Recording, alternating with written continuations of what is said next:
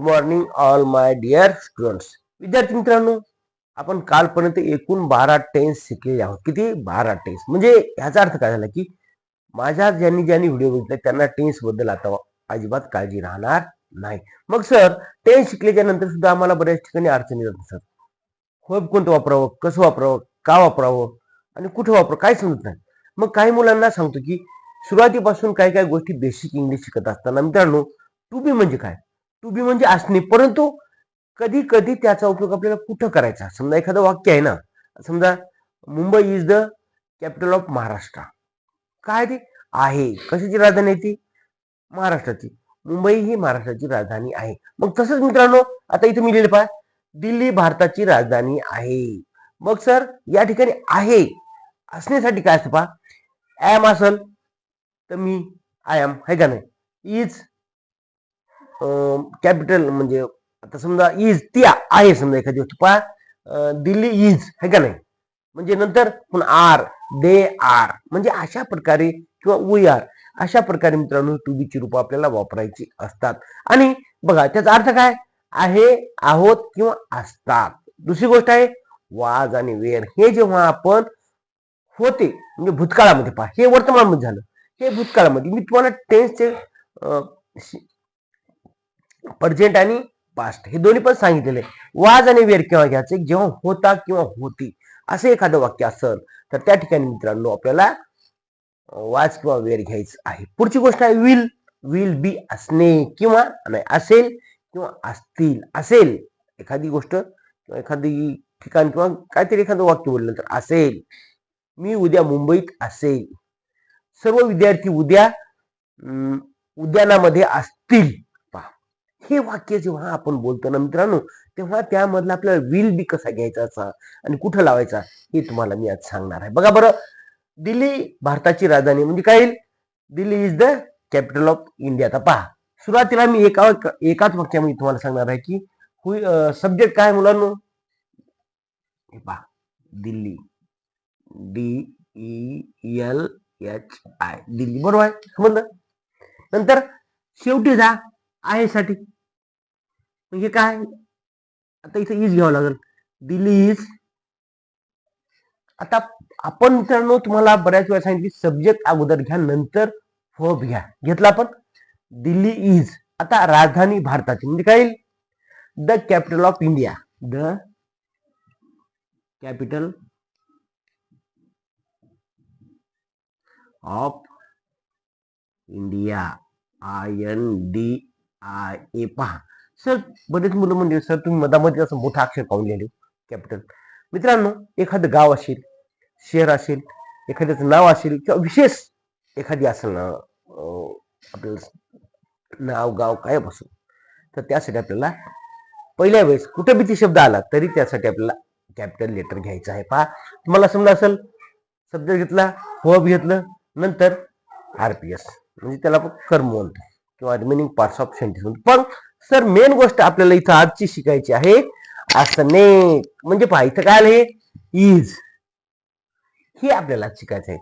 म्हणजे दिल्ली आहे, कशाची काय आहे? दिल्ली भारताची राजधानी. हे आपल्याला लक्षात ठेवायचं. पहा आता समजा दुसरं वाक्य सांगा, मी तुझा खूप आभारी आहे. आता पाहू, मी तुझा खूप आभारी आहेस कारण तू माझा युट्यूबवरचा व्हिडिओ बघितला ना काल आणि मला कमेंट केली, बाळा सर मला तुम्ही सांगितलं टेन्समुळे मला भरपूर त्याचं ज्ञान मिळालेलं आहे.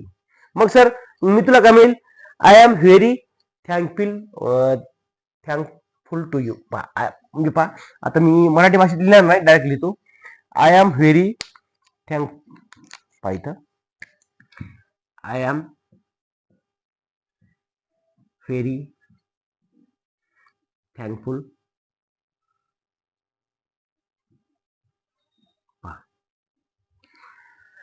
I am very thankful to you. म्हणजे काय? मी तुझा खूप आभारी आहे. मी तुझा खूप आभारी आहे. तर मग सर व्हॉट इज इथं टू बीचं रूप कोणतं आलेलं आहे? इथं आलंय पहा ॲम. काय आलंय? काय आलंय मित्रांनो? ॲम. ही आहे म्हणजे आहे.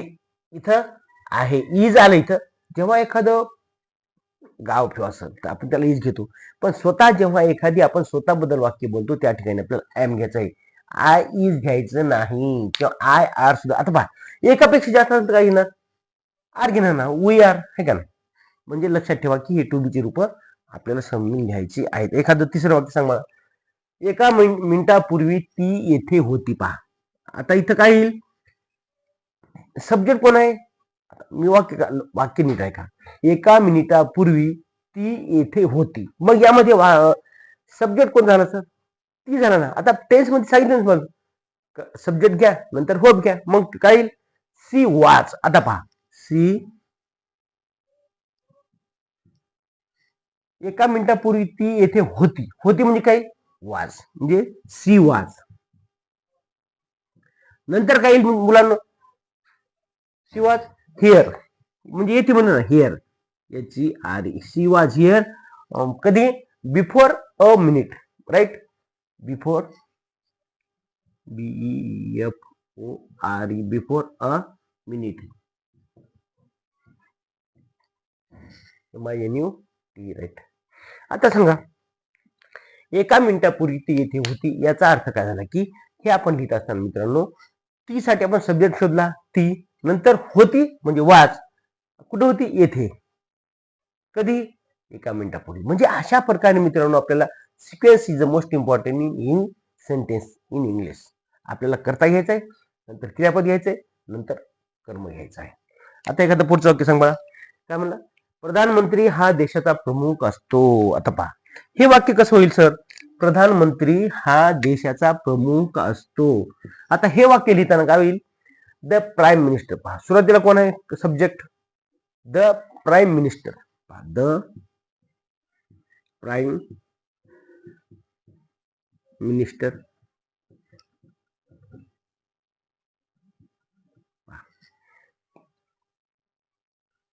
is the chief of, प्रधानमंत्री हा देशाचा प्रमुख असतो म्हणजे काय, the prime minister is the chief of country, right, बरोबर,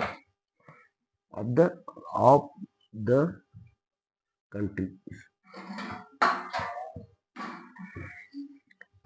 अशा प्रकारे मित्रांनो इथं तुम्हाला एक लक्षात ठेवा की इथं कोणता आलाय बघा, इथं आलंय वाज, म्हणजे जेव्हा आपण ती होती तेव्हा हे वाज आलं. नंतर द प्राईम मिनिस्टर इज आहे किंवा असतो, बरोबर आहे. नंतर पुढचं एक वाक्य सांग, तिथं पण तुम्हाला लक्षात की मला काय करायचं ते. आता पहा ती उद्या घरी असेल, आता ती उद्या घरी असेल, तर हे वाक्य करताना मित्रांनो सी विल बी, पहा भविष्यामध्ये वाक्य आहे, असेल काय, सी विल, पहा लक्षात, सी विल. आता पहा इथं लक्षात, will be, will, see will be, कुठं, ती असेल पण कुठं, ऍट होम, कुठं, ऍट होम, घरी पण कधी, उद्या, म्हणजे काय, टुमारो,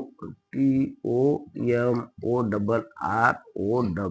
लक्षात ठेवा मित्रांनो ती उद्या घरी असेल, she will be at home tomorrow. आता सांगा वाटतं, मी तयार असेन, आता म्हणजे काय, I will be ready, I will be ready, मी तयार असेन. बघा मित्रांनो इथं विल बी ची घेतलं आपण, वाच घेतलं, एम इज आर्थ सुद्धा घेतलं. आता वेअर, दे वेअर, नाही ते मैदानावर होते, म्हणजे काय येईल सांगा बरं, दे वेअर, कुठं होते ना, ते होते कुठं, ऑन द ग्राउंड.